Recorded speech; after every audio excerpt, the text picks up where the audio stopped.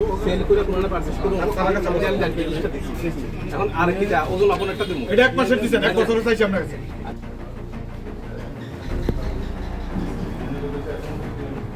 এটা তো আরো উঁচা থাকবে গোডাউন আধিকারিক 5 লক্ষ টাকা চাইছে ওই টাকা না দিলে তুমি এখানে ব্যবসা বাণিজ্য করতে পারবে না। কোন আধিকারিক কোন আধিকারিক কোন বিলোনিয়া বিলনে কোন আধিকারিক আধিকারিকের নামটা আমি আপনাদের ফলো করতেছি এই কারণে এই জিনিসগুলো হইতাছে একটা এমটি গোডাউন সিল করতেছে এখানে কিছু নেই শুধু গরুখানা আছে আর কিছু ট্রান্সপোর্টে মাল আছে একটা 70 বছর বয়সী একটা বয়স্ক লোকের শুধু হ্যারাসমেন্ট করা টাকা না দেওয়ার কারণে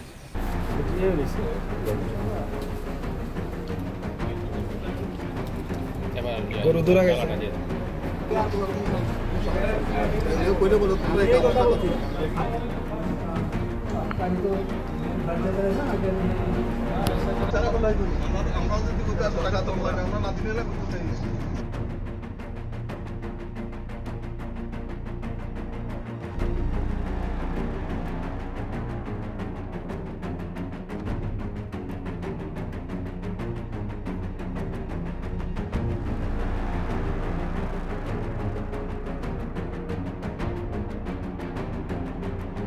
মিলন পাল এর বাড়িতে যেটা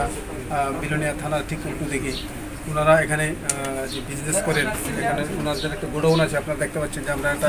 ক্লোজ করে দিয়েছি ফুড সেফটি অফিসার একটা ক্লোজ করে দিয়েছেন এখানে আমরা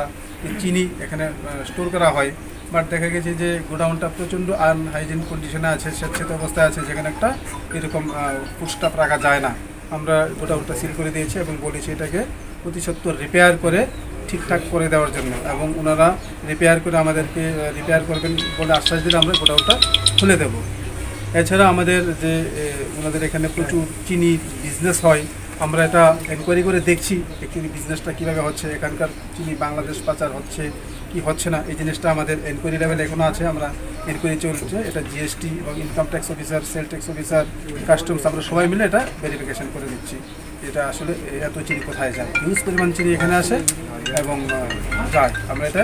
পুলিশও আছে আমাদের সঙ্গে আমরা এটা এনকোয়ারি করে দিচ্ছি উনি জিএসটি ছাড়া আর অন্য কোনো কিছু দেখাতে পারছেন না